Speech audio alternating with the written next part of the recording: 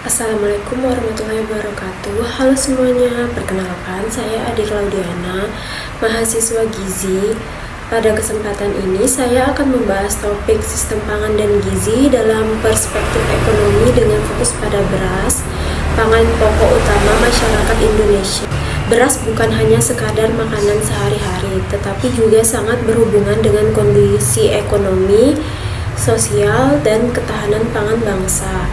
Dalam video ini kita akan membahas siklus pangan beras dari produksi hingga pembuangan, prinsip-prinsip ekonomi yang memengaruhi rantainya, eksternalitas yang muncul, tantangan terkini, serta rekomendasi solusi berbasis komunitas.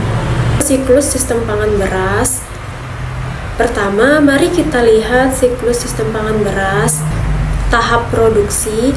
Petani menanam padi di sawah. Tantangannya cukup berat seperti biaya pupuk yang mahal, ketergantungan pada cuaca, alih fungsi lahan menjadi bangunan, dan tenaga kerja petani yang semakin menua. Tahap pengolahan. Gabah hasil panen diproses di penggilingan padi menjadi beras. Namun sering terjadi kehilangan pasca panen sekitar 10 hingga 12%. Tahap distribusi, beras didistribusikan melalui pedagang grosir, pengecer pasar, hingga retail modern dan platform daring. Tantangannya adalah biaya transportasi tinggi dan disparitas harga antar wilayah. Tahap konsumsi, beras dikonsumsi hampir seluruh rumah tangga di Indonesia. Namun pola makan masyarakat masih didominasi karbohidrat, sementara protein, sayur, dan buah relatif kurang. Tahap terakhir adalah pembuangan, di mana limbah berupa sekam padi sering terbuang begitu saja. Padahal sekam bisa dimanfaatkan menjadi pupuk, pangan ternak, bahkan energi biomasa. Dari siklus ini kita bisa melihat bahwa sistem pangan beras melibatkan banyak aktor: petani, penggilingan, pedagang, pemerintah, dan konsumen. Yang kedua, prinsip ekonomi dalam rantai pangan beras. Selanjutnya, mari kita bahas bagaimana prinsip ekonomi bekerja dalam rantai pangan beras. Opportunity cost. Petani sering dihadapkan pada pilihan, misalnya di Kabupaten Ogan Komering Ilir, Sumatera Selatan pada tahun 2024, sebagian petani beralih menanam sawit karena harga gabah kering panen hanya sekitar 5.000 per kilogram, sementara sawit lebih menguntungkan. Rasionalitas, konsumen memilih berdasarkan daya beli. Contohnya, pada awal 2025, harga beras premium di Jakarta dan Jawa Barat menembus 15.000 per kilogram. Banyak rumah tangga akhirnya beralih ke beras medium SPHP Bulog seharga 10.900 per kilogram, meskipun kualitasnya lebih rendah. Peran pasar. Harga pasar sangat dipengaruhi supply dan demand. Ketika El Nino 2023 menyebabkan kekeringan di Jawa Tengah dan Jawa Timur, produksi menurun dan harga beras melonjak hingga 20-30% di awal 2024. Intervensi pemerintah melalui Bulog menyalurkan beras SPHP ke pasar dengan harga 10.900 per kilogram untuk menekan inflasi.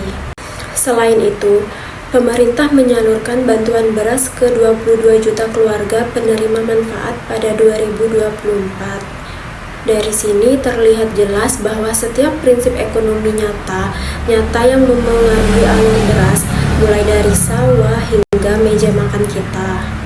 Eksternalitas dan tantangan terkini. Selain dipengaruhi prinsip ekonomi, sistem pangan beras juga menghasilkan eksternalitas, yaitu dampak di luar transaksi ekonomi. Eksternalitas negatif, penggunaan pupuk dan pestisida yang berlebihan mencemari tanah dan air, serta membahayakan kesehatan petani. Eksternalitas positif, sektor beras menyerap jutaan tenaga kerja di desa, mengurangi pengangguran, dan meningkatkan perekonomian lokal.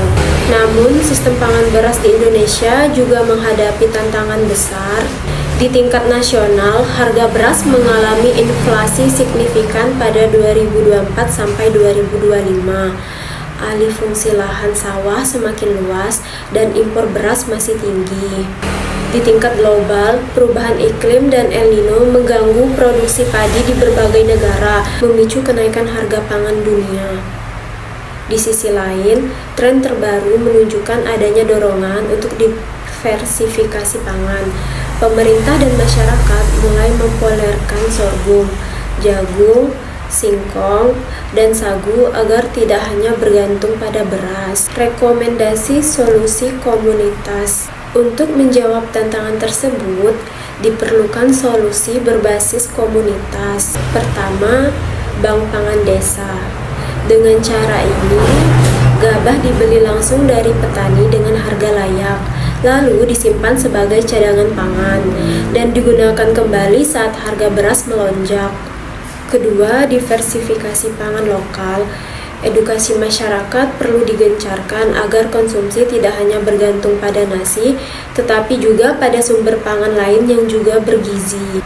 Ketiga, UMKM olahan beras.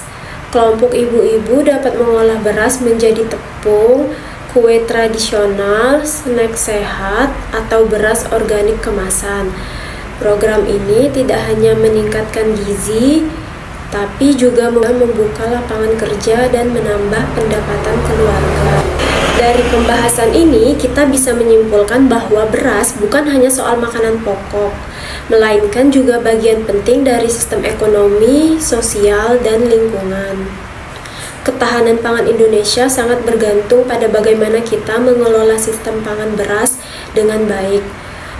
Oleh karena itu, mari kita dukung konsumsi pangan sehat, kurangi ketergantungan pada satu komoditas, dan dorong pemberdayaan komunitas lokal. Terima kasih sudah menyimak video ini. Jangan lupa sebarkan edukasi ini dan gunakan hashtag ekonomi pangan gizi D3, hashtag ketahanan pangan, hashtag gizi seimbang, hashtag ekonomi pangan, hashtag pangan lokal.